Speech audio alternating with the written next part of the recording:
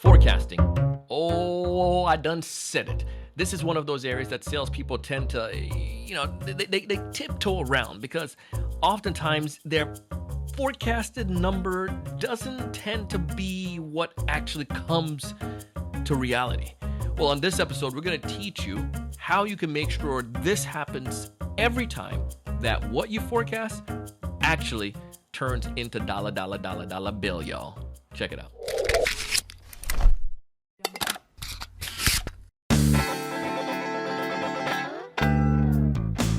Hey, everyone. Welcome to another great episode of the Sales Evangelist podcast. I'm your host, Donald Kelly, the Sales Evangelist, and I am so excited for another great episode. I'm so excited for this podcast episode today. I have Sarah Lash, and Sarah, she's really awesome, pretty cool. You go ahead and connect with her on LinkedIn. You can find some information in our show notes. Right now, she leads the head of enterprise sales for a company called Envoy.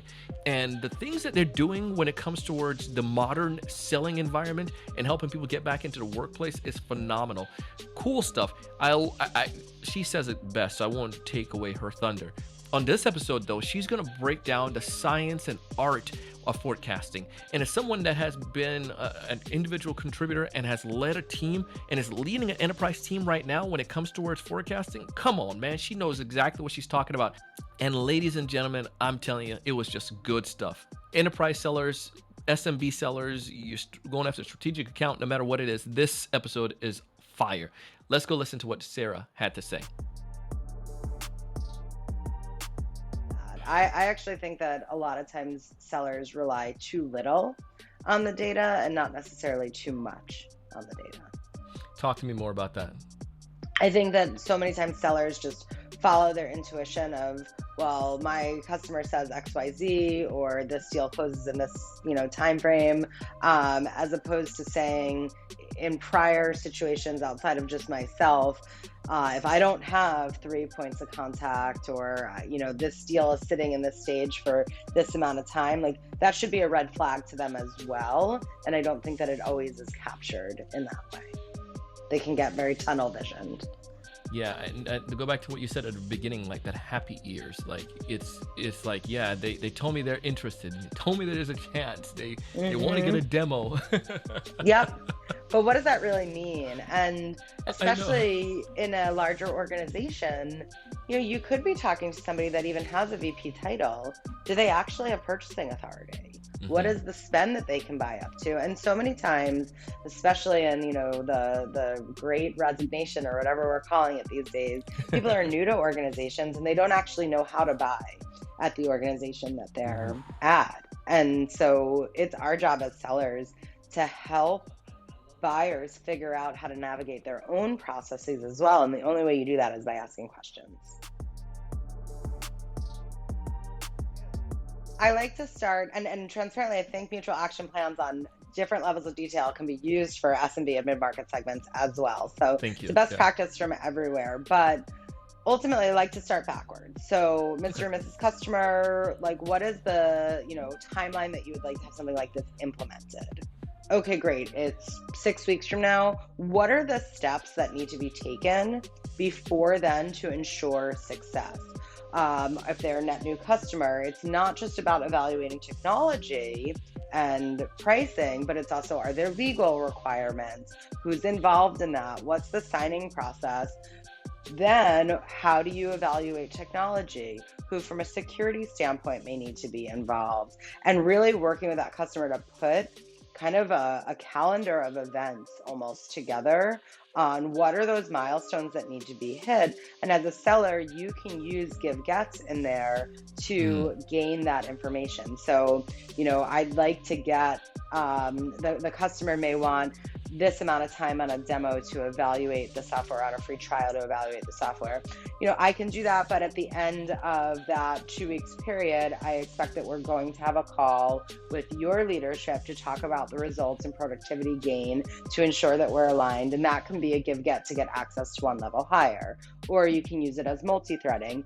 But you can also use it to identify, is that a realistic timeline that the customer or prospect is given to evaluate and implement something like this? And two, what could potentially go wrong between now and then to ensure that you're on the same page and those checkpoints and milestones are being met, so that if they go awry, we have a way to kind of either pull it back to center or understand and adjust timelines from there. So I think it's always some combination of 50-50, 49-51, something like that. I don't think that it's ever so balanced, 70% the math and 30% intuition. I think the beauty is the combination of the two. And so I work with sellers on it. So for instance, right now I do a large deal review call with my entire sales organization every Thursday for an hour. And we talk about deals from late stage all the way down to early stage, $20,000 or up. And the individually or getting the whole team? Sorry. I do it with the whole team together. And nice. I do that intentionally because we have hired and onboarded quite a lot of people in the last year, and not everybody may be having the same amount of at-bats. So it's good for people to hear other people talk about their deals. I think it's important for learning and lessons. And sometimes reps like to pick each other's deals apart. And so sometimes there's a benefit from that side. But what I do in that is I ask a lot of kind of stage and advancement questions, but then I also ask the team to provide me a commit, a likely, or a best case for the month and the quarter for each of those deals. And I track that. And I use that as learning lessons of, okay, this deal, like every time a deal comes in. So each week we start that call with celebrating the wins, understanding the losses, talking about deals that either shrank or pushed and why. And we reference back to that side of commit, likely, best case, because I think that helps enable, in a way, people to get comfortable with the art and the intuition side. And so let's say a deal was committed. So for instance, actually a great example, we had a deal that was committed at the end of last quarter and it slipped. And I talked to the team about what is the difference between a deal that slips and a deal that really wasn't forecasted right for the quarter. In my opinion, if a deal that slips comes in within the first week, maybe two of the next quarter, that's truly a slipped deal. I was proud to say that that person did close that deal 3 days into the next quarter. So it really was a slipped deal. But we talked about like what we could do to uncover and understand that side of things. So it's just a combination of how we can kind of accomplish that. This was good. Sarah came, she saw, she conquered, instant classic. And I'm just telling you that because it was just straight fire. If you're selling into enterprise accounts, if you're trying to swim into deeper waters, do what she said in this episode. Listen to and apply to things, and I promise you're going to see great results. Please go ahead and take advantage of it, and you'll see those amazing results. I want you to be able to succeed. I want you to thrive. So use our sponsors. If you haven't done so already, subscribe to the podcast, connect with your boy Donald C. Kelly on LinkedIn, as well as my good friend Sarah, and let's be friends. Why can't we be friends? Probably some good lyrics for a song there. Anyways, I want you to thrive. I really do. I want you to succeed. I want you to find more of your ideal customers. I want you to know what to say when you reach out to them. I want you to close more deals. But most importantly, I want you to raise your level of thinking and go out and do big things. Thanks so much.